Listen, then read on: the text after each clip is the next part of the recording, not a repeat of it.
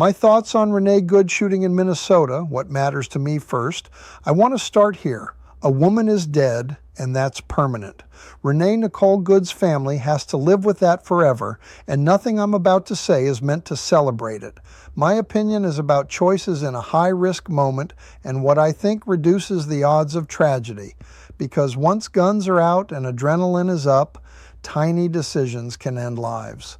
From everything I've seen reported so far, this incident wasn't some slow, calm traffic stop. It was a tense scene with multiple federal agents shouting, vehicles positioned awkwardly, and a lot of chaos.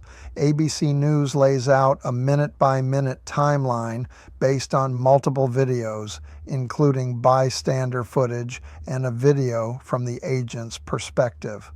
In that timeline, officers are seen approaching and ordering Good to get out of the car, and seconds later, shots are fired as the vehicle moves.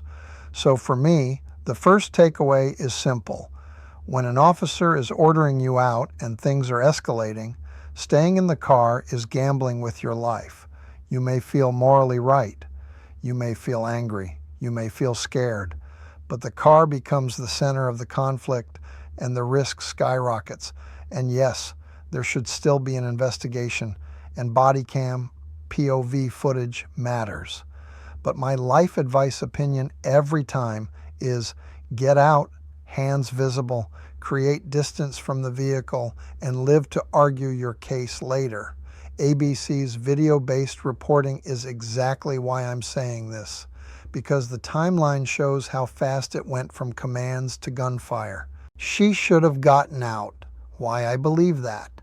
Here's the hard truth. A car is treated like a weapon in confrontations, even if you're not trying to hurt anyone, even if you're inching forward, even if you're trying to leave. Once an officer is in front of the vehicle or reaching into the window, the margin for misunderstanding goes to almost zero. ABC News reports that as officers approached, they ordered her to get out of the car, and the vehicle is described as going into reverse and then moving forward while an agent is positioned near the front left of the car.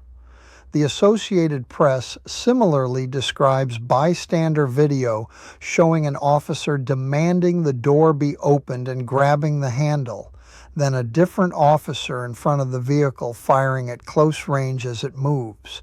So when I say she should have gotten out, I'm not saying she deserved anything. I'm saying if your goal is to survive the moment, you do the thing that most reduces perceived threat.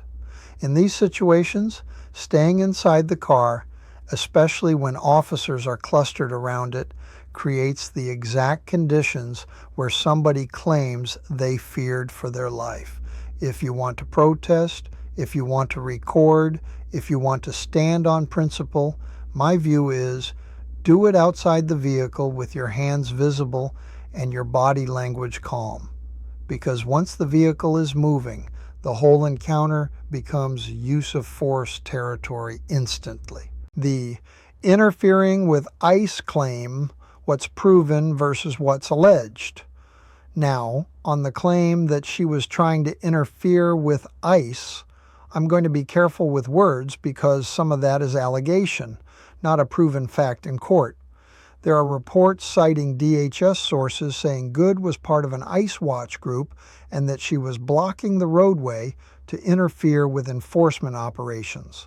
That reporting is attributed to federal sources speaking to Fox News and framed as DHS's account of her actions leading up to the shooting. Separately, multiple outlets report that new video emerged from the agent's perspective and that it was published online by Alpha News and reposted by DHS. So video is definitely part of the public debate here, even if people interpret it differently. So my opinion is this. If she was attempting to obstruct an enforcement operation by blocking vehicles or refusing lawful orders, I believe that's the wrong move, especially in a heated scene where the stakes are already high. But I also believe we should distinguish between A, what the video clearly shows, and B, what agencies or commentators say it means. And here's where I land personally. Even if you think ICE is wrong, even if you think the operation is unjust, physically inserting yourself into a tense enforcement scene, especially from inside a vehicle, is a recipe for tragedy. What I want next: accountability plus a survival mindset. Two things can be true at the same time.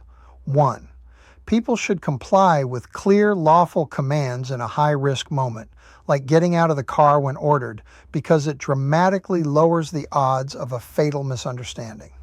Second, the government still owes the public transparency and accountability when lethal force is used. That's why I respect the outlets that are anchoring the conversation to the actual footage and timelines. ABC's frame-by-frame approach and AP's description of what appears in bystander video are the kinds of sourcing that matter right now because they let people argue from the same baseline reality. My closing thought is simple. If you're out there protesting, recording, or confronting authorities, don't do it from behind the wheel. Don't let the car become the object everyone is fighting over. Step out if ordered, create space, stay alive, because whatever your politics are, you can't make your case if you're dead.